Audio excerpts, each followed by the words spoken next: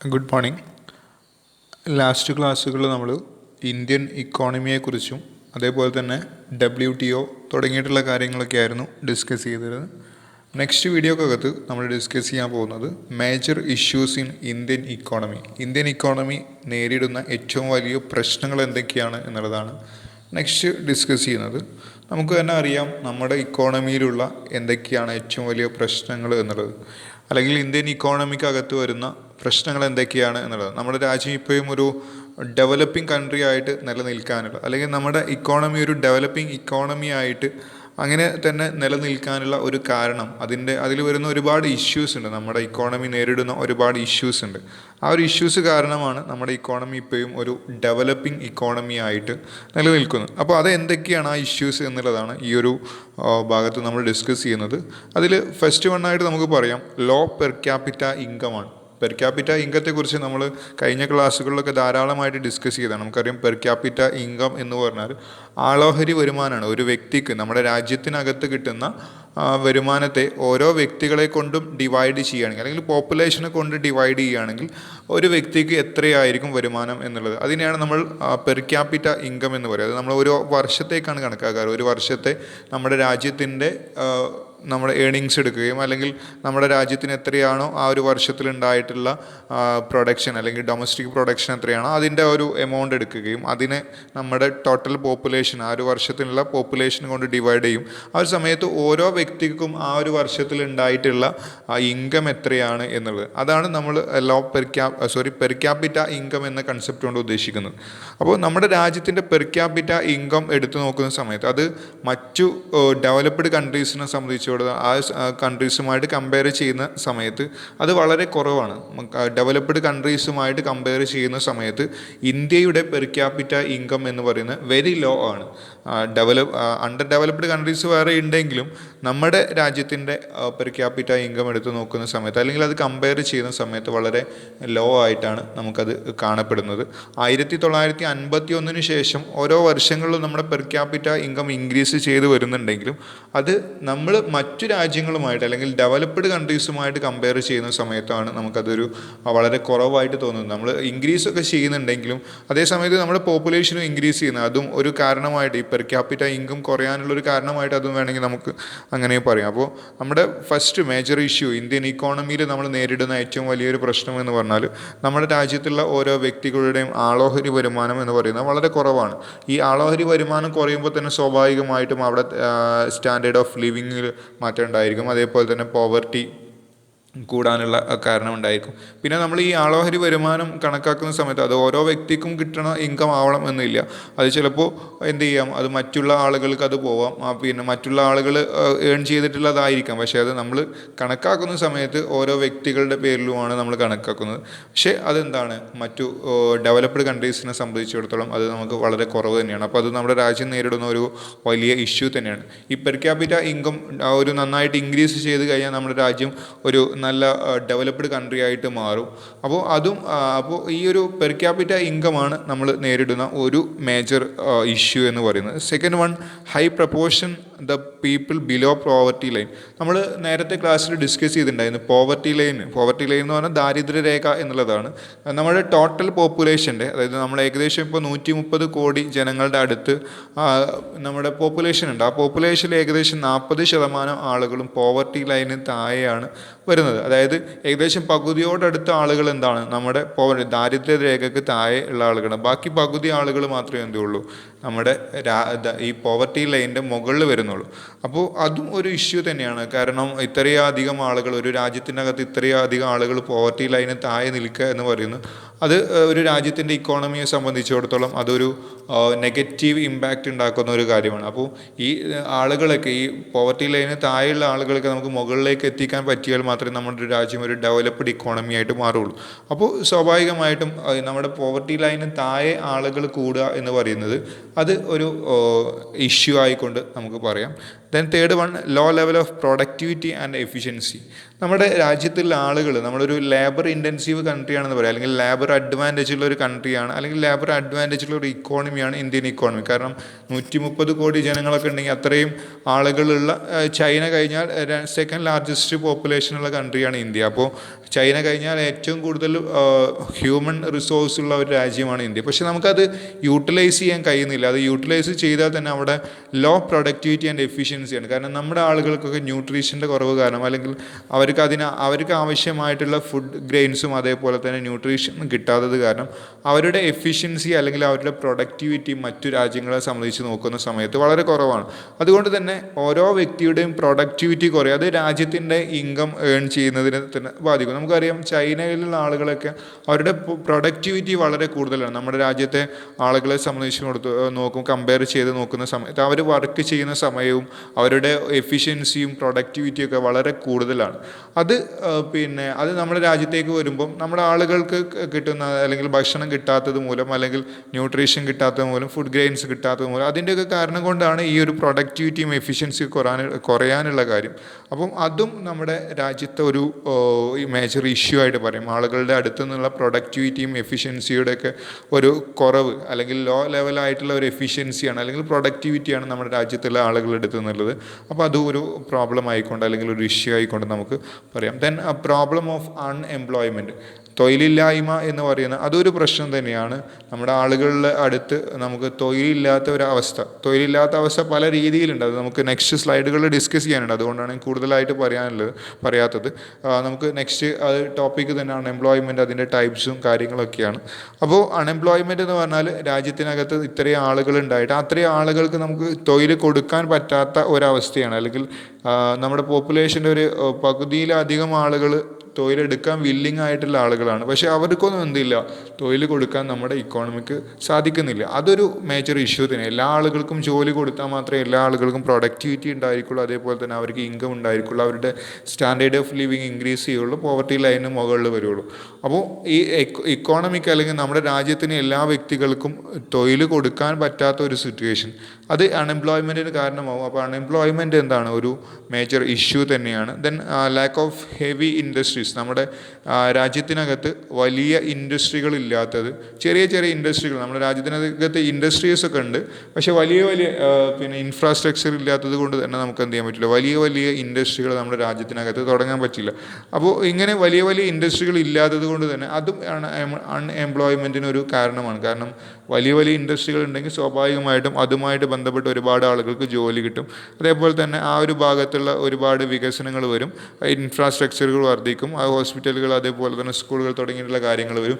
അപ്പോൾ ഈ വലിയ ഇൻഡസ്ട്രികൾ ഇല്ലാത്തതും ഒരു പ്രോബ്ലമായിട്ട് നമുക്ക് കാണാം. അതേപോലെ തന്നെ അതിൻ്റെ ഇടയിൽ വിട്ടുപോയൊരു പോയിൻ്റാണ് പോപ്പുലേഷൻ പ്രഷർ എന്ന് പറയുന്നത്. നമ്മുടെ രാജ്യത്തിനകത്തുള്ള പോപ്പുലേഷൻ ഓരോ വർഷവും ഇൻക്രീസ് ചെയ്തുകൊണ്ട് 2% ഇൻക്രീസ് ചെയ്യുന്നുണ്ട് എന്നുള്ളത് നമ്മൾ കഴിഞ്ഞ ക്ലാസ്സിൽ നമ്മൾ പറഞ്ഞിട്ടുണ്ടായിരുന്നു. 2% ശതമാനം വെച്ചിട്ട് ഓരോ വർഷവും നമ്മുടെ പോപ്പുലേഷൻ ഇൻക്രീസ് ചെയ്യുന്നുണ്ട്. ടോട്ടൽ പോപ്പുലേഷൻ്റെ 2% വെച്ചിട്ട് ഓരോ വർഷവും ഇൻക്രീസ് ചെയ്യുന്നുണ്ട്.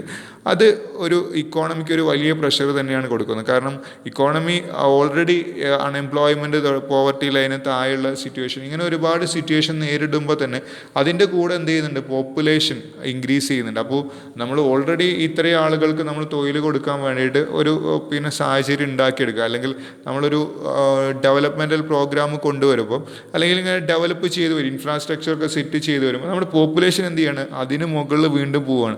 അപ്പോൾ നമ്മൾ വീണ്ടും എന്ത് ചെയ്യുക, അതിനനുസരിച്ച് നമ്മൾ ഇൻഫ്രാസ്ട്രക്ചറുകൾ ഉണ്ടാക്കേണ്ടി വരും. അപ്പോൾ അതിൻ്റെ ഒരു പ്രഷർ നമ്മുടെ ഇക്കോണമിക്ക് ഉണ്ട്. അതായത് പോപ്പുലേഷൻ ഇൻക്രീസ് ചെയ്യുന്നതുകൊണ്ട് തന്നെ അതിനനുസരിച്ചുള്ള ഒരു ഡെവലപ്മെൻറ്റ് നമുക്ക് എന്ത് ചെയ്യാൻ പറ്റുന്നില്ല, നമ്മുടെ രാജ്യത്തിനകത്ത് കൊണ്ടുവരാൻ പറ്റുന്നില്ല. സോ അതൊരു മേജർ ഇഷ്യൂ ആയിട്ട് നമുക്ക് പറയാം. ദെൻ ലോ അഗ്രികൾച്ചറൽ പ്രൊഡക്ടിവിറ്റി, നമ്മുടെ രാജ്യത്തിനകത്ത് കൂടുതൽ ആളുകളും തൊഴിൽ ചെയ്യുന്നത് അഗ്രികൾച്ചർ മേഖലയാണ്. പക്ഷേ നമ്മുടെ പ്രൊഡക്ടിവിറ്റി എന്ന് പറയുന്നത്, അഗ്രികൾച്ചർ മേഖലയിൽ വരുന്ന പ്രൊഡക്ടിവിറ്റി എന്ന് പറയുന്നത് വളരെ ലോ ആണ്. നമുക്ക് തന്നെ അറിയാം, കാലാവസ്ഥയിൽ ഉണ്ടാകുന്ന വ്യതിയാനങ്ങൾ, അതേപോലെ തന്നെ ഫ്ലഡ് പോലെ എർത്തിലുണ്ടാകുന്ന മറ്റു ഈ അസുഖങ്ങൾ, ഈ നമ്മുടെ പിന്നെ അഗ്രികൾച്ചറൽ ഡിസീസസ് ഒക്കെ വരുന്ന സമയത്ത് അങ്ങനെ ഒരുപാട് കാരണങ്ങൾ കൊണ്ട് എന്ത് ചെയ്യാറില്ല, നമ്മുടെ പ്രൊഡക്ടിവിറ്റി വളരെ കുറവാണ്. മറ്റു രാജ്യങ്ങളെ സംബന്ധിച്ച് അവരുടെ അഗ്രികൾച്ചർ പ്രൊഡക്ഷനും നമ്മുടെ അഗ്രികൾച്ചർ പ്രൊഡക്ഷനും പ്രൊഡക്ടിവിറ്റി വളരെ കുറവാണ് നമ്മുടെ രാജ്യത്തിനകത്ത്. ഒരുപാട് ആളുകൾ കൂടുതലായിട്ട് ആശ്രയിക്കുന്നത് അഗ്രികൾച്ചറിനെ തന്നെയാണ്. പക്ഷേ നമ്മൾ മറ്റു രാജ്യങ്ങളുമായിട്ട് കമ്പയർ ചെയ്യുന്ന സമയത്ത് നമ്മുടെ പ്രൊഡക്ടിവിറ്റി വളരെ ലോ ആണെന്ന് നമുക്ക് പറയാം. സോ അതും നമ്മളൊരു ഇന്ത്യൻ ഇക്കോണമിയുടെ ഒരു മേജർ ഇഷ്യൂ ആയിട്ട് പറയാം. പിന്നെ ദെൻ പാരലൽ ഇക്കോണമിയാണ്. പാരലൽ ഇക്കോണമി എന്ന് പറഞ്ഞാൽ നമ്മളവിടെ ബ്ലാക്ക് മണിയാണ് നമ്മളവിടെ കോൺസെൻട്രേറ്റ് ചെയ്തുകൊണ്ട് പറയുന്നത്. അതായത് നമ്മുടെ രാജ്യത്തിനകത്ത് അൺകൗണ്ടഡ് ആയിട്ടുള്ള ഒരുപാട് ക്യാഷ് ട്രാൻസാക്ഷൻസ് നടക്കുന്നുണ്ട്. അപ്പോൾ അത് നമ്മുടെ രാജ്യത്തിന് സാരമായിട്ട് ബാധിക്കും. കാരണം നമ്മൾ അൺഅക്കൗണ്ടഡ് ആയിട്ടുള്ള ട്രാൻസാക്ഷൻസ് നടക്കുമ്പോൾ സ്വാഭാവികമായിട്ടും അതിന് ടാക്സോ കാര്യങ്ങളോ അതിൽ നിന്ന് ഒരു റിട്ടേൺ ഗവൺമെൻറ്റിന് ലഭിക്കില്ല. അത് ഗവൺമെൻറ്റിന് കണക്കിൽപ്പെടാത്ത ക്യാഷ് ആയതുകൊണ്ട് തന്നെ അതിന് ഒരു അതിനെക്കുറിച്ചിട്ട് എന്ത് ചെയ്യില്ല, ഗവൺമെൻറ് ഒരു കൃത്യമായിട്ട് അതിനെ കൈകാര്യം ചെയ്യാൻ ഗവൺമെൻറ്റിന് പറ്റില്ല. ഒരു അക്കൗണ്ടഡ് ആയിട്ടുള്ള മണിക്ക് മാത്രമേ ഗവൺമെൻറ്റിന് അതിൻ്റെ മുകളിൽ ടാക്സ് കളക്ട് ചെയ്യാനും അതേപോലെ തന്നെ മറ്റു കാര്യങ്ങൾക്കൊക്കെ പറ്റുള്ളൂ. അപ്പോൾ അൺഅക്കൗണ്ടഡ് ആയിട്ടുള്ള ട്രാൻസാക്ഷൻസ് അല്ലെങ്കിൽ ബ്ലാക്ക് മണി തുടങ്ങിയിട്ടുള്ള കാര്യങ്ങളൊക്കെ ഒരുപാട് ഇഷ്യൂസാണ് ഇന്ത്യൻ ഇക്കോണമിക്ക് ഉണ്ടാകുന്നത്. നമ്മുടെ ഇന്ത്യൻ ഇക്കോണമിയിൽ കൂടുതലായിട്ട് കാണപ്പെടുന്നതാണ് ബ്ലാക്ക് മണി പോലുള്ള അല്ലെങ്കിൽ അൺഅക്കൗണ്ടഡ് ആയിട്ട് അൺഓതറൈസ്ഡ് സോഴ്സിൽ നിന്ന് ട്രാൻസാക്ഷൻസ് നടക്കുക എന്നുള്ളത്. അപ്പോൾ അതും ഒരു മേജർ ഇഷ്യൂ ആയിട്ട് നമുക്ക് പറയാം. അതേപോലെ തന്നെ unequal distribution of income and wealth. നമ്മുടെ രാജ്യത്തിന് കിട്ടുന്ന ഇൻകവും വെൽത്തും അത് അൺഈക്വൽ ആയിട്ടാണ് ഡിസ്ട്രിബ്യൂട്ട് ചെയ്യുന്നത്. നമ്മൾ നേരത്തെ ഒരു കണക്കിൽ പറഞ്ഞിട്ടുണ്ടായിരുന്നു, ഇന്ത്യ രാജ്യത്തിനകത്ത് 1% ആളുകളാണ് നമ്മുടെ ടോട്ടൽ വെൽത്തിൻ്റെ, ഇന്ത്യയുടെ ടോട്ടൽ വെൽത്തിൻ്റെ 54% വരുന്ന വെൽത്ത് അത് കൈകാര്യം ചെയ്യുന്നത് ഇന്ത്യയുടെ ടോട്ടൽ പോപ്പുലേഷൻ്റെ 1% ആളുകളാണ്. ബാക്കി 99% ആളുകൾ ബാക്കി വരുന്ന ഈ 54% പോയിട്ട് ബാക്കി വരുന്ന 46% വെൽത്ത് ആണ് ഈ ബാക്കി വരുന്ന 99% ആളുകളുടെ കയ്യിലുമുള്ളത്. അപ്പോൾ അവിടെ നമുക്ക് അതിൽ നിന്ന് മനസ്സിലാക്കാൻ പറ്റുന്നത് ഈ വെൽത്ത് ഉള്ളവർക്ക് അല്ലെങ്കിൽ ഇൻകം ഉള്ളവർക്ക് അവർ വീണ്ടും എന്താണ് അവർ വീണ്ടും ഏൺ ചെയ്യുന്നുണ്ട്, അവരുടെ ഇൻകം വർദ്ധിപ്പിക്കുന്നുണ്ട്, അവരുടെ വെൽത്ത് വർദ്ധിപ്പിക്കുന്നുണ്ട്. അതേ സമയത്ത് ഈ ഇൻകം ഇല്ലാത്ത അല്ലെങ്കിൽ വെൽത്ത് ഇല്ലാത്ത ആളുകൾ അവരുടെ ഇൻകം എന്ത് ചെയ്യണം, അവർ വീണ്ടും പുവർ ആയിക്കൊണ്ടിരിക്കുക. അതായത് റിച്ച് പീപ്പിൾ വീണ്ടും റിച്ച് ആയിക്കൊണ്ടിരിക്കും, പുവർ പീപ്പിൾ വീണ്ടും പുവേഴ്സ് ആയിട്ട് ഇരിക്കുകയാണ്. അതാണ് നമ്മളിവിടെ അൺഈക്വൽ ഡിസ്ട്രിബ്യൂഷൻ ഓഫ് ഇൻകം. നമ്മുടെ രാജ്യത്തിന് കിട്ടുന്ന ഇൻകവും അതേപോലെ തന്നെ വെൽത്തൊക്കെ അൺഈക്വലിയാണ് ഡിസ്ട്രിബ്യൂട്ട് ചെയ്യപ്പെടുന്നത്. അപ്പോൾ അതും ഒരു മേജർ ഇഷ്യൂ ആയിക്കൊണ്ട് നമുക്ക് പറയാം. അപ്പോൾ നമ്മൾ പറഞ്ഞിട്ടുള്ള മേജർ ഇഷ്യൂസ് ഇൻ ഇന്ത്യൻ ഇക്കോണമിയുടെ മേജർ ഇഷ്യൂസ് എന്തൊക്കെയാണ്? അതിൽ നമ്മൾ പറഞ്ഞിട്ടുള്ള ഒന്ന് low per capita income, then high proportion of the people below poverty ലൈനിന് താഴെ വരുന്ന ഒരുപാട് ആളുകൾ 40%നോളം ആളുകൾ വരുന്നുണ്ട് പോവർട്ടി ലൈനിന് താഴെയാണ് വരുന്നത്. Then low level of productivity and efficiency, problem of unemployment, population pressure, lack of heavy industries, then low agricultural productivity, parallel economy, unequal distribution of income and wealth. ഇത്രയും കാര്യങ്ങളാണ് നമ്മുടെ ഇന്ത്യൻ ഇക്കോണമിയുടെ മേജർ ഇഷ്യൂസ് ആയിട്ട് വരുന്നത്. Then നമുക്ക് discuss ചെയ്യാനുള്ള unemployment in India. നമ്മൾ നേരത്തെ പറഞ്ഞു ഒരു മേജർ പ്രോബ്ലമായിട്ട് നമ്മൾ പറഞ്ഞതിൽ ഒന്ന് പറഞ്ഞതാണ് പ്രോബ്ലം ഓഫ് അൺഎംപ്ലോയ്മെൻറ്റ് പറഞ്ഞിട്ടുണ്ടായിരുന്നു. അൺഎംപ്ലോയ്മെൻറ്റ് ഇൻ ഇന്ത്യ, അതാണ് നമ്മൾ നെക്സ്റ്റ് ഡിസ്കസ് ചെയ്യുന്നത്. ഇന്ത്യയിലുള്ള തൊഴിലില്ലായ്മയെക്കുറിച്ചാണ് ഡിസ്കസ് ചെയ്യുന്നത്. അൺഎംപ്ലോയ്മെൻറ്റ് എന്ന് പറഞ്ഞാൽ refers to a situation when people are willing and able to work are not gainfully employed in any productive activity. ആളുകൾ തൊഴിലെടുക്കാൻ തയ്യാറാണ്, പക്ഷെ അവർക്ക് ജോലി ഇല്ലാത്ത അല്ലെങ്കിൽ അവർക്ക് ചെയ്യാൻ പറ്റുന്ന തരത്തിലുള്ള ജോലി ഇല്ലാത്ത അവസ്ഥയാണ് നമ്മളിത് പറയുക അൺഎംപ്ലോയ്മെൻറ്റ് എന്ന് പറയാം. അല്ലെങ്കിൽ ഒരു പ്രൊഡക്റ്റീവായിട്ടുള്ള ഒരു ആക്ടിവിറ്റിക്ക് പറ്റാത്തൊരു സിറ്റുവേഷനെയാണ് നമ്മൾ അൺഎംപ്ലോയ്മെൻറ്റ് എന്ന് പറയുക. ഒരു വ്യക്തിക്ക് തൊഴിലെടുക്കാൻ താല്പര്യമുണ്ട്, അതേപോലെ തന്നെ അയാൾ അതിന് തയ്യാറുമാണ്, പക്ഷേ അതിനനുസരിച്ചുള്ള ഒരു ജോലി കൊടുക്കാനോ അല്ലെങ്കിൽ അയാളുടെ അടുത്ത് നിന്നുള്ളൊരു പ്രൊഡക്ടിവിറ്റി ഉണ്ടാക്കിയെടുക്കാനോ നമ്മുടെ ഇക്കോണമിക്ക് സാധിക്കാതെ, അപ്പോൾ അയാൾ നമ്മളൊരു അൺഎംപ്ലോയിഡ് പേഴ്സൺ അല്ലെങ്കിൽ അൺഎംപ്ലോയ്മെൻറ്റ് സിറ്റുവേഷനിലാണ് നമ്മൾ കണക്കാക്കുന്നത്. മറ്റൊരു രീതിയിൽ പറയുകയാണെങ്കിൽ it is a situation in the labour market where the supply of labour is greater than its demand. ലേബേഴ്സിൻ്റെ സപ്ലൈ കൂടുതലാണ് അതിൻ്റെ ഡിമാൻഡിനേക്കാൾ കൂടുതൽ. ഇന്ത്യ രാജ്യത്തിനകത്ത് അല്ലെങ്കിൽ ഇന്ത്യൻ ഇക്കോണമിക്കകത്ത് ഇക്കോണമിക്കകത്ത് ആവശ്യമായിട്ട് വരുന്ന തൊഴിലാളികളുണ്ട്, അതിനേക്കാൾ കൂടുതലായിട്ട് നമുക്ക് നമ്മുടെ മാർക്കറ്റിൽ തൊഴിലാളികൾ അവൈലബിൾ ആണ്. നമ്മുടെ രാജ്യത്തിനകത്ത് ഒരു എക്സാമ്പിൾ പറയുകയാണെങ്കിൽ ഒരു 100 എംപ്ലോയീസിന് നമുക്ക് ആവശ്യമുള്ളൂ അല്ലെങ്കിൽ 100 തൊഴിലാളീസിന് നമുക്ക് ആവശ്യമുള്ളൂ. പക്ഷേ നമ്മുടെ രാജ്യത്തിനകത്ത് രാജ്യത്തിനകത്ത് 150 തൊഴിലാളികളുണ്ടെങ്കിൽ സ്വാഭാവികമായിട്ടും 50 ആളുകൾ എന്താണ് വെറുതെ ഇരിക്കുകയാണ്, അവർ അൺഎംപ്ലോയിഡ് ആണ്. അപ്പോൾ ആ ഒരു സിറ്റുവേഷനെ നമുക്ക് എന്ത് പറയാം, അൺഎംപ്ലോയ്മെൻറ്റ് എന്ന് പറയാം. അതിലൊരു കണക്ക് പറയുന്നുണ്ട്, രസകരമായിട്ടുള്ളൊരു കണക്ക് പറയുന്നുണ്ട്. Every 6th person in the world is an Indian. ലോകത്ത് 6 ആളുകൾ എടുക്കുകയാണെങ്കിൽ അതിലൊരാൾ എന്തായിരിക്കും, ഇന്ത്യക്കാരനായിരിക്കും. And every third poor person in the world is also an Indian. നമ്മൾ ഇനി പിന്നെ ഈ പുവർ പേഴ്സൺസിനെ, അതായത് പാവപ്പെട്ട ആളുകൾ എടുത്ത് നോക്കുകയാണെങ്കിൽ അതിൽ 3 ആളുകൾ, ലോകത്തെ 3 ആളുകളെ സെലക്ട് ചെയ്യുകയാണെങ്കിൽ, പാവപ്പെട്ട 3 ആളുകളെ സെലക്ട് ചെയ്യുകയാണെങ്കിൽ അതിൽ ഒരാൾ ഇന്ത്യക്കാരനായിരിക്കും. അപ്പോൾ ആ ഒരു കണക്ക് അവിടെ അതിൻ്റെ ഒരു ഭീകരത നമുക്ക് കാണിക്കുന്നുണ്ട്. ലോകത്തെ 6 ആളുകൾ എടുക്കുന്ന സമയത്ത് അതിലൊരാൾ ഇന്ത്യക്കാരനായിരിക്കും. അതേപോലെ തന്നെ പാവപ്പെട്ട ആളുകൾ എടുക്കുന്ന സമയത്ത് 3 ആളുകൾ എടുക്കുന്ന സമയത്ത് അതിലൊരു ആൾ ഇന്ത്യക്കാരനായിരിക്കും. അപ്പോൾ അതിൽ നമുക്ക് കാണുന്നത് ലോകത്ത് വരുന്ന പാവപ്പെട്ട ആളുകളിൽ 1/3 ഭാഗം ആളുകൾ എന്താണ്, നമ്മുടെ ഇന്ത്യക്കാരാണ്. അതിൽ 2 കണക്കുകളാണ് പറയുന്നത്. ഒന്ന്, ടോട്ടൽ പോപ്പുലേഷൻ എടുക്കുന്ന സമയത്ത് ലോകത്തിലെ ടോട്ടൽ പോപ്പുലേഷൻ 1/6 ഇന്ത്യ രാജ്യത്തിൻ്റെ പോപ്പുലേഷനായിട്ട് മാറും. 1/6 ഭാഗം എന്താണ്, ഇന്ത്യയുടെ പോപ്പുലേഷനാണ്. ഇനി അതേ സമയത്ത് പാവപ്പെട്ട ആളുകളുടെ അല്ലെങ്കിൽ പോവർട്ടി ലൈന് താഴെയുള്ള ആളുകളുടെ കണക്കെടുക്കുന്ന സമയത്ത് ലോകത്തെ മുഴുവൻ പാവപ്പെട്ട ആളുകളുടെയും കണക്കെടുക്കുന്ന സമയത്ത് അതിൽ 1/3 ഭാഗം, അപ്പോൾ അത് എത്രത്തോളം ഉണ്ട് എന്ന് നമ്മൾ നോക്കണം. ലോകത്തിലെ പാവപ്പെട്ട ആളുകളിൽ 1/3 ഭാഗം എന്താണ്, ഇന്ത്യക്കാരാണ് എന്നുള്ളതാണ് ആ ഒരു കണക്കുകൾ സൂചിപ്പിക്കുന്നത്. അപ്പോൾ അൺഎംപ്ലോയ്മെൻറ്റ് വർദ്ധിക്കുന്നതുകൊണ്ടാണ് നമ്മൾ എന്ത് ചെയ്യുന്നത്, ഈ ഒരു പുവർ പീപ്പിൾ അല്ലെങ്കിൽ പോവർട്ടി ലൈനിന് താഴെ വരാനുള്ളൊരു കാര്യം, അല്ലെങ്കിൽ അവരുടെ സ്റ്റാൻഡേർഡ് ഓഫ് ലിവിങ് കുറയാനുള്ള കാര്യം, ഇതിനൊക്കെ കാരണമാകുന്നത് അൺഎംപ്ലോയ്മെൻ്റ് ആണ്. എംപ്ലോയിഡ് ആയിട്ടുള്ള ഒരാൾക്ക് എന്തില്ല, അയാളുടെ സ്റ്റാൻഡേർഡ് ഓഫ് ലിവിങ് ഹൈ ആയിരിക്കും. അതേപോലെ തന്നെ അവർ പോവർട്ടി ലൈനിൻ്റെ മുകളിലായിരിക്കും. അപ്പോൾ അത് അൺഎംപ്ലോയ്മെൻ്റ് എന്ന് പറഞ്ഞ ഒരു സിറ്റുവേഷനാണ്. നമുക്ക് നമ്മുടെ ഇക്കോണമിക്ക് ഒരു വ്യക്തിക്ക് ജോലി എടുക്കാൻ തയ്യാറായിട്ടുള്ള ഒരു വ്യക്തിക്ക് ജോലി കൊടുക്കാൻ പറ്റാത്ത ഒരു സിറ്റുവേഷനാണ് നമുക്ക് അൺഎംപ്ലോയ്മെൻറ്റ് സിറ്റുവേഷൻ എന്ന് പറയുന്നത്.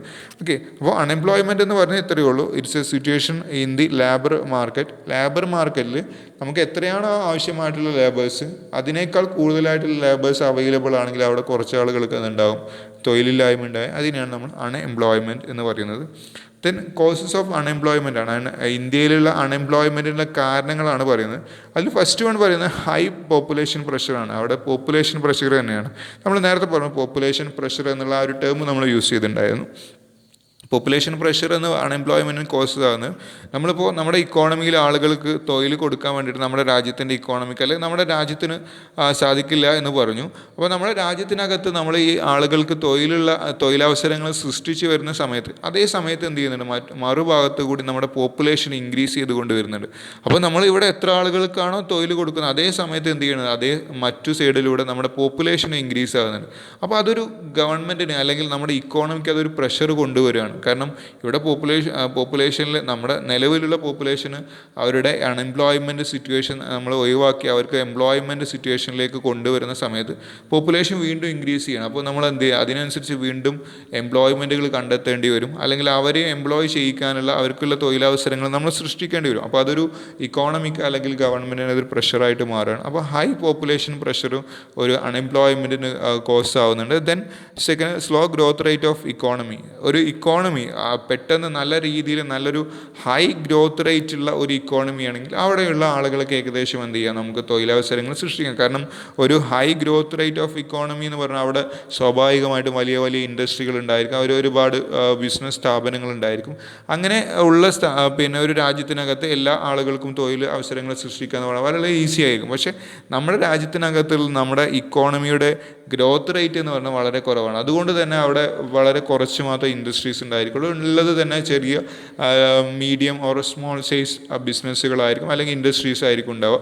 അവർക്ക് കൊടുക്കാൻ പറ്റാവുന്നതിൽ അവരുടെ ഒരു എംപ്ലോയ്മെൻറ്റ് കൊടുക്കാൻ പറ്റാവുന്ന ഒരു സിറ്റുവേഷൻ എന്ന് പറഞ്ഞാൽ വളരെ കുറവായിരിക്കും. സോ നമ്മൾക്ക് അവിടെ എന്തില്ല, ഗ്രോത്ത് റേറ്റ് ഇല്ലാത്തത് കൊണ്ട് തന്നെ ഒരു അൺഎംപ്ലോയ്മെൻറ്റിന് അതും ഒരു കാരണമാകും. പിന്നെ അതേപോലെ തന്നെ ഇൻഅപ്രോപ്രിയേറ്റ് ടെക്നോളജിയാണ്. നമ്മുടെ രാജ്യത്തിനകത്ത് നമുക്കറിയാം ഒരു ലേബർ ഇൻറ്റൻസീവായിട്ട് അല്ലെങ്കിൽ ലേബർ അഡ്വാൻറ്റേജ് ഉള്ള ഒരു കൺട്രിയാണ്. അപ്പോൾ സ്വാഭാവികമായിട്ടും നമ്മുടെ രാജ്യം അപ്ലൈ ചെയ്യേണ്ട കാര്യങ്ങൾ ടെക്നോളജി എന്ന് പറയുന്നത് ലേബേഴ്സിന് അല്ലെങ്കിൽ ലേബർ ഇൻറ്റൻസീവ് ആയിട്ടുള്ള ടെക്നോളജികൾക്കാണ് കൂടുതൽ ഊന്നൽ നൽകേണ്ടത്. പക്ഷേ അതേ സമയത്ത് നമ്മുടെ രാജ്യത്ത് നൽകുന്നത് ഒരു അവിടെ ക്യാപിറ്റൽ ഇൻറ്റൻസീവ് ആയിട്ട് അല്ലെങ്കിൽ മെഷീൻ ഇൻറ്റൻസീവ് ആയിട്ടുള്ള ടെക്നോളജികൾക്കാണ് കൂടുതലായിട്ട് നമ്മൾ എന്ത് ചെയ്യുന്നത്, ഇമ്പോർട്ടൻസ് കൊടുക്കുക. അതും ഒരു അൺഎംപ്ലോയ്മെൻറ്റിന് കാരണമാകും. ഇപ്പോൾ നമ്മൾ മുന്നേ കാലങ്ങളിലൊക്കെ കൃഷി ചെയ്യാനൊക്കെ നമ്മൾ എന്ത് ചെയ്തിട്ടുണ്ട്, ഒരുപാട് എംപ്ലോയീസിനെ വിളിച്ചിട്ടായിരുന്നു നമ്മൾ തൊഴിൽ ചെയ്തിരുന്നത്. പക്ഷേ ഈ സമയത്ത് ഇപ്പോൾ നമ്മൾ അവിടെ അതിന് പകരം മെഷീൻസ് കൊണ്ടുവരുന്ന സമയത്ത് ഒരുപാട് ആളുകൾക്ക് എന്താണ് അവിടെ തൊഴിലവസരങ്ങൾ നഷ്ടപ്പെടുകയാണ്. അപ്പോൾ നമ്മുടെ രാജ്യം എന്ന് പറയുന്നത് ഒരു ലേബർ അഡ്വാൻറ്റേജ് കൺട്രിയാണ്. അപ്പോൾ സ്വാഭാവികമായിട്ടും നമ്മൾ കൂടുതൽ ഇമ്പോർട്ടൻസ് കൊടുക്കേണ്ടത് ലേബേഴ്സിനാണ്, അല്ലെങ്കിൽ ലേബർ ഇൻറ്റൻസീവ് ആയിട്ടുള്ള ടെക്നോളജികൾക്കാണ് നമ്മൾ ഇമ്പോർട്ടൻസ് കൊടുക്കേണ്ടത്. അപ്പോൾ ഈ ഇൻഅപ്രോപ്രിയേറ്റ് ആയിട്ടുള്ള ടെക്നോളജിയുടെ യൂസേജ് അതും ഒരു അൺഎംപ്ലോയ്മെൻറ്റിന് കാരണമാകുന്നുണ്ട്. ദെൻ ഇൻഅപ്രോപ്രിയേറ്റ് എഡ്യൂക്കേഷൻ സിസ്റ്റം, നമ്മുടെ രാജ്യത്തിനകത്തുള്ള എഡ്യൂക്കേഷൻ സിസ്റ്റം എന്ന് പറഞ്ഞാൽ നമ്മളവിടെ പഠിപ്പിച്ചു പോകുന്ന ഒരു LP UP ഡിഗ്രി PG എന്നുള്ള ആ ഒരു രീതിയിൽ പഠിപ്പിച്ചു പോകുമല്ലാതെ അവിടെ എന്ത് ചെയ്യുന്നില്ല, നമ്മൾ കൂടുതലായിട്ട് ഈ വെക്കേഷണൽ കോഴ്സുകൾക്ക് അല്ലെങ്കിൽ ടെക്നിക്കൽ കോഴ്സുകൾക്ക് നമ്മൾ ഇമ്പോർട്ടൻസ് കൊടുക്കുന്നില്ല. നമ്മൾ കൂടുതലായിട്ട് നമ്മുടെ എഡ്യൂക്കേഷൻ സിസ്റ്റത്തിനകത്ത് ഒരു കണ്ടിന്യൂസ് ആയിട്ട് ഇങ്ങനെ ആദ്യം LP UP ഹൈസ്കൂൾ ഡിഗ്രി അതേപോലെ PG ആ ഒരു രീതിയിൽ ഇങ്ങനെ തുടർന്ന് കണ്ടിന്യൂഷനായിട്ട് ഇങ്ങനെ പോകുക എന്നുള്ളത്, അവിടെ വെക്കേഷണൽ കോഴ്സുകൾക്കും ടെക്നിക്കൽ കോഴ്സുകൾക്കും അതേപോലെ തന്നെ അങ്ങനെയുള്ള കോഴ്സുകൾക്കൊന്നും നമ്മൾ ഇമ്പോർട്ടൻസ് കൊടുക്കാതെ അത് ഒരു അൺഎംപ്ലോയ്മെൻറ്റ് കാരണമാണ്. കാരണം ആളുകളൊക്കെ ഒരേ രീതിയിൽ ഇങ്ങനെ പഠിച്ചു പോയി ഒരു എൻഡിലെത്തുന്ന സമയത്ത് അവർക്ക് തൊഴിലവസരങ്ങൾ സൃഷ്ടിക്കാൻ പറ്റില്ല. പക്ഷേ അതേ സമയത്ത് നമ്മൾ വൊക്കേഷണൽ കോഴ്സുകളോ അല്ലെങ്കിൽ ടെക്നിക്കൽ കോഴ്സുകളോ ഒക്കെ എടുക്കുകയാണെങ്കിൽ അവർക്ക് എന്ത് ചെയ്യാം, ആ ഒരു മേഖലയിലേക്ക് തിരിയാം. ആളുകളെ ഒരു പ്രത്യേക സിറ്റുവേഷൻ എത്തിക്കുക, എഡ്യൂക്കേഷൻ ഒരു പ്രത്യേക സിറ്റുവേഷൻ എത്തിക്കഴിഞ്ഞാൽ അവരുടെ ഒരു കഴിവിനനുസരിച്ച് അല്ലെങ്കിൽ അവരുടെ ഒരു കാഴ്ചപ്പാടിനനുസരിച്ച് വ്യത്യസ്ത മേഖലകളിലേക്ക് അല്ലെങ്കിൽ അവരുടെ കഴിവിനനുസരിച്ചുള്ള മേഖലകളിലേക്ക് അവർക്ക് അതിനനുസരിച്ചുള്ള കോഴ്സുകളും ടെക്നിക്കൽ കോഴ്സുകളും കാര്യങ്ങളൊക്കെ കൊടുക്കുകയാണെങ്കിൽ സ്വാഭാവികമായിട്ട് എന്ത് ചെയ്യും, അവർക്ക് തൊഴിലവസരങ്ങൾ സൃഷ്ടിക്കപ്പെടും, അവർക്ക് ഒരു തൊഴിലുണ്ടാവുന്ന ഒരു സിറ്റുവേഷൻ ഉണ്ടാവും. അപ്പോൾ അത് അൺഎംപ്ലോയ്മെൻറ്റ് കുറയ്ക്കാനൊരു കാരണമാണ്. പക്ഷേ നമ്മുടെ രാജ്യത്തിനകത്ത് അങ്ങനെ ഒരു എഡ്യൂക്കേഷൻ സിസ്റ്റം ഫോളോ ചെയ്യാത്തത് കൊണ്ട് തന്നെ എന്ത് ചെയ്യുന്നില്ല, ആളുകൾക്ക് അവിടെ അത് എംപ്ലോയ്മെൻറ്റ് കണ്ടെത്തുന്നതിന് വേണ്ടിയിട്ട് സാധിക്കുന്നില്ല.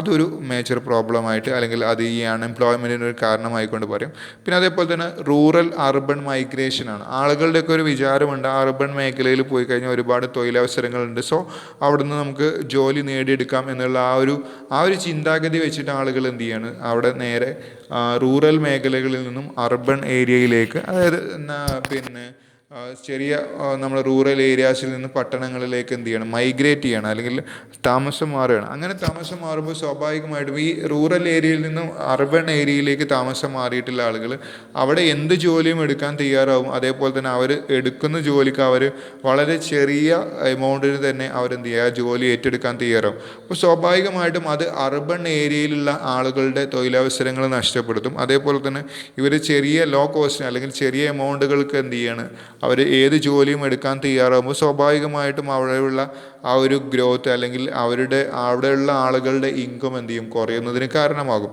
അപ്പോൾ ഇതും ഒരു അൺഎംപ്ലോയ്മെൻറ്റിന് കാരണമാകുന്നുണ്ട്. അതായത് നമ്മൾ റൂറൽ ഏരിയയിൽ നിന്ന് അർബൻ ഏരിയയിലേക്ക് മൈഗ്രേറ്റ് ചെയ്യുമ്പോൾ സ്വാഭാവികമായിട്ട് എന്ത് ചെയ്യും, അർബൻ ഏരിയയിലെ ആളുകളുടെ ജോലി സാധ്യതകൾ നഷ്ടപ്പെടും. സോ അത് മാത്രമല്ല, ഇവിടുന്ന് ഉള്ള ആളുകൾ അവിടെ ചെന്നിട്ട് അവിടെ ചെറിയ കൂലി എടുക്കുക അല്ലെങ്കിൽ ചെറിയ ഇൻകത്തിന് ആ ഒരു ജോലി ചെയ്യാൻ തയ്യാറാകുമ്പോൾ അവിടുത്തെ ആളുകളുടെ ആ ഒരു സാലറിയും അതേപോലെ അവരുടെ വേജസൊക്കെ കുറയുന്നതിന് അതും കാരണമാകും. അപ്പോൾ സ്വാഭാവികമായിട്ട് അത് പോവർട്ടി ലൈനിലെ താഴേക്ക് വരാനും അതേപോലെ തന്നെ സ്റ്റാൻഡേർഡ് ഓഫ് ലിവിങ് കുറയാനും അത് കാരണമാകും. Then decline in industrial activities. നമുക്കറിയാം ട്രഡീഷണലായിട്ട് ഒരുപാട് ഇൻഡസ്ട്രിയൽ ആക്ടിവിറ്റീസ് ഉണ്ടായിരുന്നു. ഇപ്പോൾ നമുക്ക് ഒരു എക്സാമ്പിൾ പറയും, മൺപാത്ര നിർമ്മാണങ്ങളൊക്കെ പണ്ട് കാലങ്ങളിൽ ഒരുപാട് ഉണ്ടായിരുന്നതാണ്. ഇപ്പോൾ പുതിയതായിട്ട് ടെക്നോളജിയുടെ അഡ്വാൻസ് വന്നത് കാരണം എന്ത് ചെയ്തു, നമ്മളിപ്പോൾ അഡ്വാൻസ്ഡ് ആയിട്ടുള്ള പാത്രങ്ങളൊക്കെയാണ് ഉപയോഗപ്പെടുത്തുന്നത്. പണ്ട് കാലങ്ങളിലുള്ള ഈ മൺപാത്രങ്ങളും അങ്ങനെയുള്ള കാര്യങ്ങളൊക്കെ എന്ത് ചെയ്തു, നമ്മൾ ഒഴിവാക്കി. അപ്പോൾ ഇങ്ങനെ ട്രഡീഷണൽ ആയിട്ടുള്ള ഇൻഡസ്ട്രികൾ എന്ത് ചെയ്തു, അതിൽ ഒരു ബാക്ക്വേർഡ്. അപ്പോൾ ആ ഒരു മേഖലയിൽ പ്രവർത്തിച്ചിരുന്ന ആളുകൾക്ക് എന്ത് ചെയ്തു, അൺഎംപ്ലോയ്മെൻറ്റ് സിറ്റുവേഷൻ വരാനൊരു കാരണമായി. കാരണം അവർക്ക് മറ്റു ജോലികളൊന്നും അറിയുന്നതല്ല. അവർ ചെറുപ്പം മുതലേ പഠിച്ചിട്ടുള്ള ആ ഒരു ജോലി എന്ന് പറയുന്ന അവർ ഈ മൺപാത്ര നിർമ്മാണം, ഞാനൊരു എക്സാമ്പിൾ പറഞ്ഞു കേട്ടോ, മൺപാത്ര നിർമ്മാണം എന്നുള്ള. അപ്പോൾ അങ്ങനെയുള്ള ഒരു മേഖലയിൽ അവർക്ക് ആ ഒരു മേഖലയിലാണ് അവർ സ്ഥിരമായിട്ട് ജോലി ചെയ്തിരുന്നത്. അപ്പോൾ അവർക്ക് എന്ത് ചെയ്തു, ഒരു തൊഴിലില്ലായ്മ അല്ലെങ്കിൽ തൊഴിലില്ലാത്തൊരു സിറ്റുവേഷൻ വരാനുള്ള കാരണമായി. Then last one, defective employment planning and man power planning. നമ്മുടെ രാജ്യത്തിനകത്തുള്ള മാൻ പവർ പ്ലാനിങ്ങും അതേപോലെ തന്നെ എംപ്ലോയ്മെൻറ്റ് പ്ലാനിങ് അത് ഒരു പിന്നെ കറക്റ്റായിട്ടുള്ള നമ്മുടെ മാനേജ് ചെയ്യുന്ന എംപ്ലോയ്മെൻറ്റിന് മാനേജ് ചെയ്യുന്ന ഒരു ഡിഫക്റ്റ് അല്ലെങ്കിൽ അവരുടെ പുവർ മാനേജ്മെൻ്റ് ആണ് എന്ത് ചെയ്യുന്നത് അത് ചെയ്യുന്നത്. അതുകൊണ്ട് തന്നെ നമുക്ക് എന്ത് ചെയ്യില്ല എല്ലാ ആളുകൾക്കും അവിടെ തൊഴിലവസരങ്ങൾ സൃഷ്ടിക്കാൻ പറ്റുന്നത് അല്ലെങ്കിൽ സൃഷ്ടിക്കുന്ന തൊഴിലവസരങ്ങൾ തന്നെ അത് ആളുകൾക്ക് പിന്നെ എത്രത്തോളം അവരുടെ ക്വാളിഫിക്കേഷനും അതേപോലെ തന്നെ അവരുടെ സ്കില്ലിനും അനുസരിച്ചുള്ള തൊഴിലവസരങ്ങൾ സൃഷ്ടിക്കാൻ പറ്റുന്നത്. ഇതൊക്കെ ഒരു മേജർ കോഴ്സസ് ആയിക്കൊണ്ട് അല്ലെങ്കിൽ അൺഎംപ്ലോയ്മെൻറ്റിൻ്റെ ഒരു കാരണമായിക്കൊണ്ട് നമുക്ക് പറയാവുന്നത്. അപ്പോൾ ഇത്രയും കാരണങ്ങൾ കൊണ്ടൊക്കെയാണ് നമ്മുടെ രാജ്യത്തിനകത്ത് അൺഎംപ്ലോയ്മെൻറ്റ് ഇത്രയധികം വർദ്ധിക്കാനുണ്ടായിട്ടുള്ള കാര്യം. അപ്പോൾ നമ്മൾ പറഞ്ഞിട്ടുള്ള കോസസ് ഓഫ് അൺഎംപ്ലോയ്മെൻ്റ് ആണ്. അതിൽ നമ്മൾ പറഞ്ഞു first high population pressure, second slow growth rate of economy, then third one inappropriate technology, and fourth one inappropriate education system, and fifth one rural urban migration, then sixth one decline in traditional industrial activities, and last one defective employment planning and manpower planning. ഇത്രയുമാണ് causes of unemployment in India നമുക്ക് വരുന്നത്. Okay, ബാക്കി നമുക്ക് next ക്ലാസ്സുകളിൽ discuss ചെയ്യാം.